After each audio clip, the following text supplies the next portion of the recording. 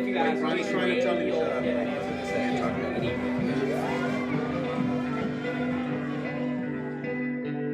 An enlightened society is an awake and friendly association with others. Okay, this is where you guys talk to one another.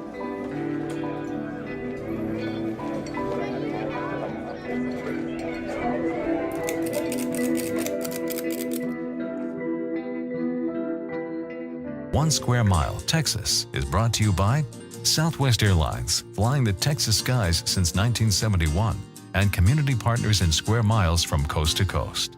Southwest Airlines is proud to support One Square Mile, Texas. More information at southwest.com.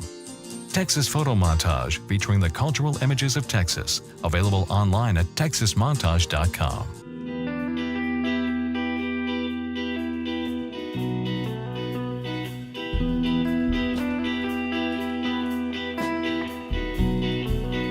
Texas is an interesting place, and I think I identify most with Dallas. I don't think I found my tribe until I got here. We're 7 miles from the border, so you get a little bit of everything. You'd be surprised what goes on in a little town. When you enact, they all make sure that you're okay and safe.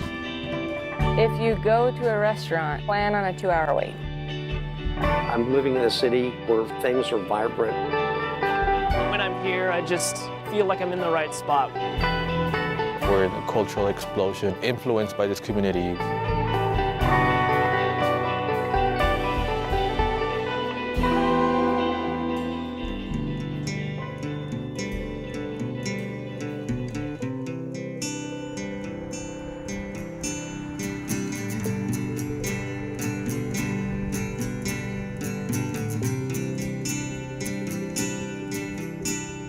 San Antonio will surprise you if you just walk up the stairs from the Riverwalk and walk in any direction away from it. You'll see that there's something happening in this town that is really interesting. San Antonio has this kind of need for authenticity that other large cities that I've lived in don't have. Areas like Southtown, where you have younger families, you have young professionals, you've got this willingness to try and experiment, that there's a hunger for things that are new and different. So when we announce that we're having a Southtown Supper Club, the seats tend to fill up after only a few hours. It's really just a chance for us to have chefs in town come over, do a meal that is separate and outside of their kind of regular menu. Really just kind of anything that strikes their fancy. What we do is we provide an audience of people who will come along for the ride. We have everyone from local artists to a yoga instructor to a guy who runs a food truck. We've had an 8-course meal all the way up to a 22-course tasting menu. We've had some thrilling dishes, and then there have been some dishes where you can see it's like, wow, that's some interesting thought went behind that dish. People have such personal relationships with food.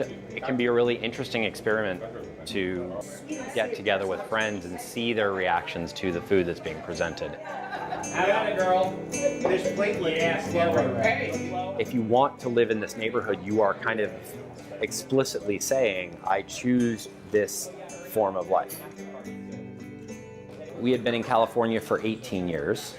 If you're spending everything you make just to kind of have the California experience, you realize it's maybe time to go look for a different experience. So we found ourselves moving to San Antonio, and not only did we find this great house, but we're in a neighborhood of people who actually notice there's new people in the neighborhood, and who are they, and let's introduce ourselves.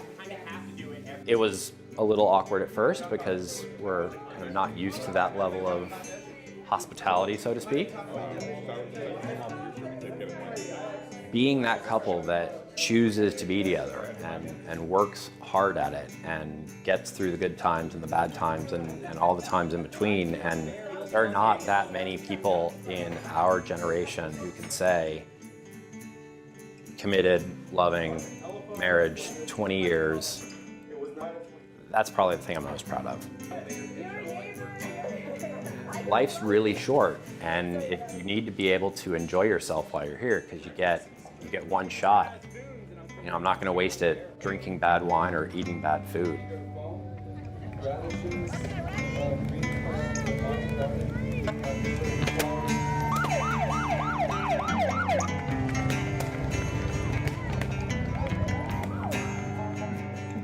This square mile, within its boundaries, encapsulates the diversity of San Antonio in ways that some of the other neighborhoods just don't have and probably couldn't have.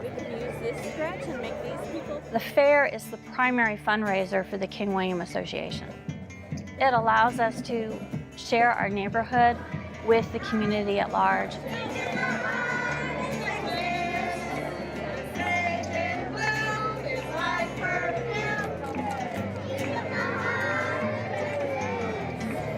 We consider the parade to be the kickoff for the King William Fair, and it's just a high energy way to get people excited about being at our event and enjoying themselves.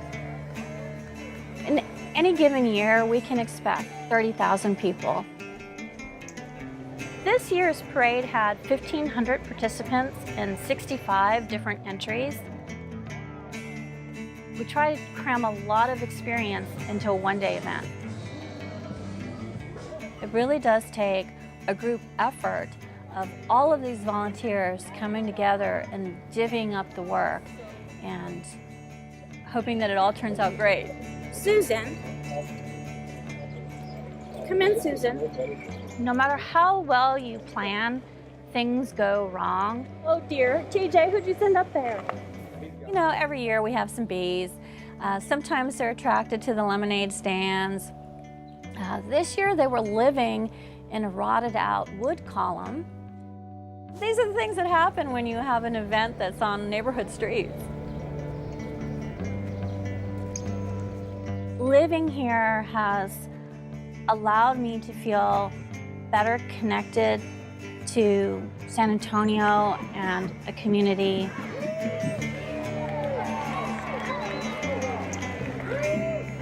By living in a closer community like King William and Lavaca, where if I need to, I can escape into my house and I feel a private quiet.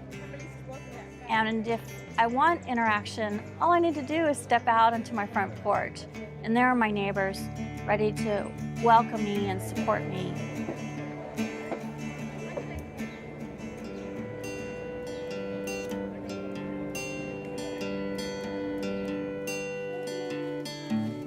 My name is Jo Sawalha. I am born and raised in Sweden and then did 20 years in New York. And now I've been in San Antonio for 3 years. Motherhood is really grounding. You really cut out the superfluous stuff. The technician said, oh, you know, there's the heartbeat, there's the other one. I want to say it took 2-3 months to get over the shock of having twins, and then it started to seem normal. This is my new normal. Daddy, I want to build a new marble run. Okay. It gives you less margin to dwell and indulge in, you know, belly button gazing. And that's kind of refreshing. Like, it becomes really grounding. I have mornings like this morning, like, I'm not gonna last this day. Like, I woke up at 6, already like exhausted. How am I gonna do this day? And then you do. I really love my work, and I still work. I am a private and executive coach. That really fuels me. It's also stimulating for me, so that really makes a difference. I don't think I found my tribe until I got here to Lavaca and Southtown. That's when I really found my kind of people. This is where the artists live, and this is where it's very multicultural, and just like my family. My mom, she lives in Sweden with the rest of my family. She was here for a month, and she just left last week. To not have family around is probably my biggest challenge. And I noticed that when Mom was here, that is so different. When I had my 3.5-year-old, I also got a puppy. And my neighbor thought I was nuts. She's like, a puppy is like a baby. And then when I had these guys, I got 2 baby chickens. And I don't know what's gotten into my head. My mom asked me, what am I getting next? And I thought about one of those mini pigs. But everybody around me is trying to put a kibosh to that. Life is just such a wild trip. This is a wild trip. And you just roll with it. The first principle of Shambhala is that everyone has a primordial nature of goodness. Humanity is basically good. We are all here because we have a beating heart. In order to try to understand people, you tend to pigeonhole them. I think that most people are not the stereotypical Texan. I guess I identify more as a Chicana vegan Buddhist who lives in San Antonio.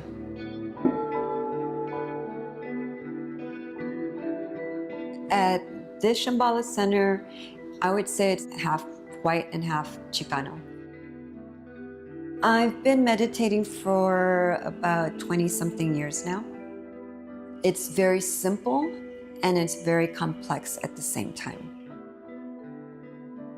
What brought me to meditation, to Buddhism, was my father becoming very ill. He was diagnosed with cancer and he was given 2 months to live. When he got the diagnosis, I kept going in that storyline over and over and over again. So I wasn't present. I wasn't there with him. I was being angry instead of being there with him. So I've been on the path for a long time now. You are the great activity lion, all victorious Sakyam, we reveal. That helped me to kind of understand that it's not so much about it not being fair, it is. It's just the way that is. And his legacy lives on through us, so he's not really gone. The way I see Buddhism is more of a philosophy. I don't really see it as a religion. Sitting together, meditating together is a very powerful thing. And you can't get away from human beings, no matter how much you try. And I think that's the constant opportunity to practice and to learn more about yourself as being around other people. I've been in this area for over 20-something years. I was born and raised on the west side of town, which is predominantly Chicano side of town. A friend of mine told me, oh, you need to move to King William. And I've loved it ever since. Mom is ready. Outside. Hello. Keys. Water. Yep. Phone. You can be more human here, and you're not shut off. Learning how to be a full community member is what this neighborhood's taught me to be, rather than just a guy who lives in a neighborhood who works somewhere else. That assessment on 220. Most teachers are in isolation. They have their classroom. They have to focus on what they can accomplish with that group of kids that year. So is it something that he wrote down? Is it a paraphrase or is it a direct quotation? One of the wonderful things about teaching here is my 8th graders I've had since 6th grade. So I saw them as 11 and 12-year-olds, and now they're 14 and 15-year-olds. Starting in kindergarten, we have classrooms that are 90% Spanish and 10% English. And so we have the goal of having 50% of native Spanish speakers in with native English speakers, and then those two communities mixing. That goes cross-culturally and certainly socioeconomically. We have 70 to 80% low socioeconomic status, but then again, we have kids coming out of King William and the suburbs. Two totally different worlds in terms of what life looks like outside of the school, but there they are next to each other, working in groups. What's happening at school and then the greater impact on him because of what it does to the school, then yeah, that's an impact. More than anybody else, that's what the community wants, is to have this highly successful program for their children. The pushback has been more, keep the dual language going, and so the push is for next year to get 7th and 8th grade social studies also in Spanish. So a 7th grade Texas history, finding one of those books in Spanish, that's gonna be quite a trick. We'll know that he's called Eclipse Boy. Every group of kids forces me to be a slightly different educator. Students from day one have taught me humility. Even going through a teaching program, you think that you're being taught how to be a teacher, but I don't think that there's any way that a classroom in a college can teach you to be a teacher except being with the students. So that's his choice. So these were the previous. Everything that they do interacts, interferes, enhances what I had envisioned when I'm sitting down at my kitchen table doing my lesson plans in the morning. I was thinking of other things, and see, I want to hear a comment, then I'll make a connection, then we'll move on. 2 students of mine in my second period live on my street, and so I pass by their houses. I see them getting into their cars. I see them, getting on their bike going to school, and being able to see the kids grow over the years has been really wonderful and enriching.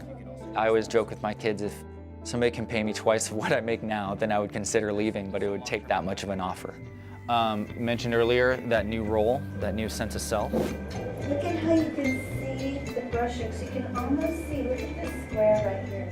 You can almost see. Growing up and going to elementary and middle school and high school in San Antonio, like the kids here, I feel like they should have a deeper appreciation for what they are given here at school. There are many kids that I know and that I see nowadays that have no concern for anything that is really important to our history as human beings. They totally have a mask of media, pop. Colors that are related. I can't wait to get out of high school and be more independent. I'm thinking of going to school in Austin, and I'm also looking at schools in New York. I think I want to study art history, or I'm also really interested in painting. I'm really interested in painting portraits. That's one of my favorite things to do. I think I just like looking at the different shapes of people's faces and getting their expression. And even if I can broaden people's perspective when it comes to art, I think that would be really, really amazing. That would be a personal achievement, personal satisfaction for myself. I think I'll definitely always be pushing towards something else. Now I have a job here, so I like to go to my work on my bike. I run food, hostess, and bus tables. I think it's really fun just to walk around, and it's just a great environment, so I enjoy it a lot. I definitely feel that the way people look at me and the way that I look towards other people, I feel that I'm older. But I know that I'm 16, and I know that there's a certain place that I have, and I've accepted that. I definitely fear disappointing people who are older than me that look at me as a responsible young adult. It can be motivating, but most of the time it's really stifling. I try my best not to disappoint the people around me, and that's what I try to avoid, but it definitely haunts me. Personally, for myself, when I'm at work, at school, at home, doing anything, all of my actions and everything that I do is to make the people around me either happier or make their lives better. That's something that's very, very important to me. I hope none of y'all have worn. No, we don't. I love Southtown.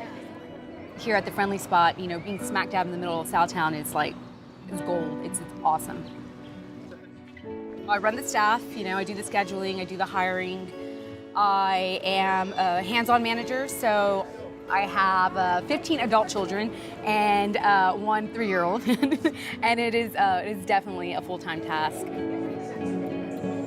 I didn't go to school for this or anything like that. I didn't finish college. I don't have a degree in anything. Everything I've done is just stuff that I've learned. There were very low times when we were growing up that were really tough for us. So money-wise, living-wise and stuff. So once I was old enough to start working, was when I was 16, it started getting better. I was able to help my mom.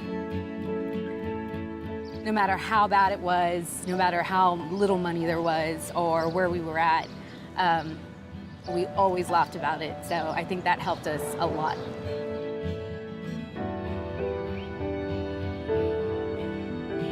I don't know how I do it. I don't know how I juggle it, but it's important for me to, you know, to have a great living for my son so that he doesn't have to worry about stuff, you know, growing up. You want to pick some stuff up? Mm-hmm.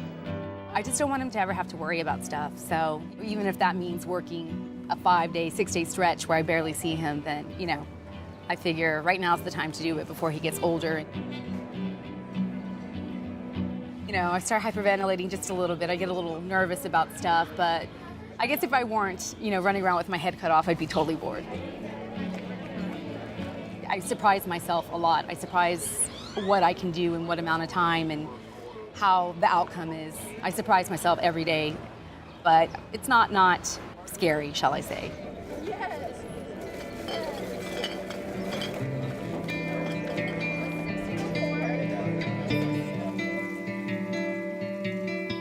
We started breakfast around 7:30 in the morning. We prepare all the food for people to have breakfast.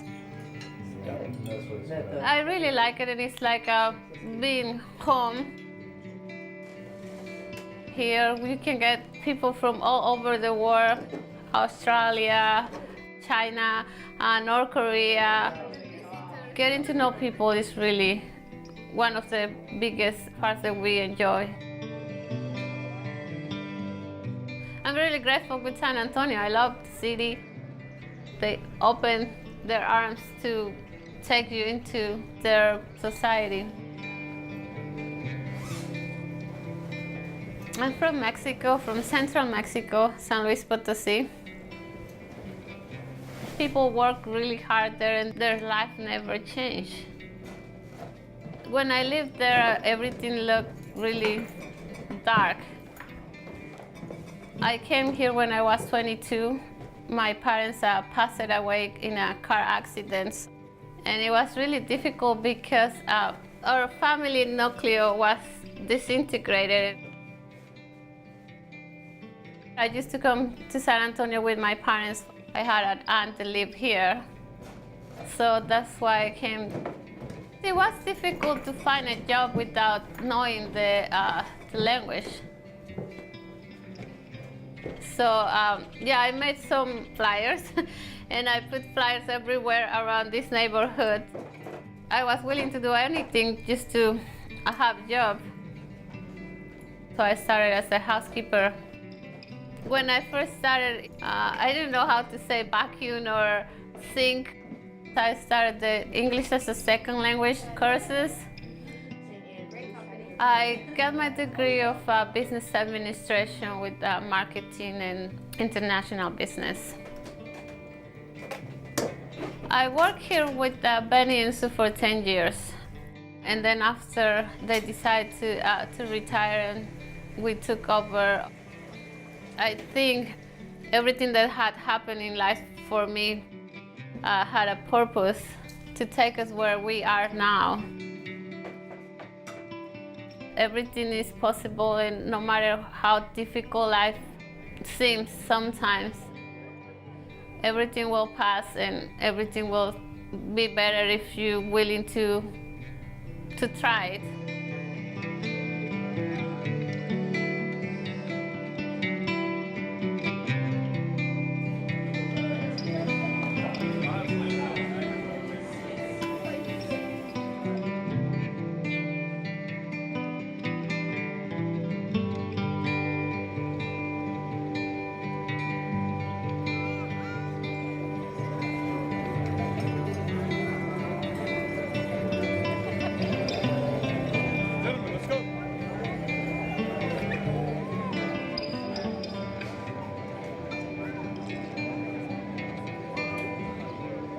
To find out more about this 1 square mile and others, visit our website at osmtx.com. 1 Square Mile, Texas is brought to you by Southwest Airlines, flying the Texas skies since 1971, and community partners in square miles from coast to coast. Southwest Airlines is proud to support 1 Square Mile, Texas. More information at southwest.com. Texas Photo Montage featuring the cultural images of Texas, available online at texasmontage.com.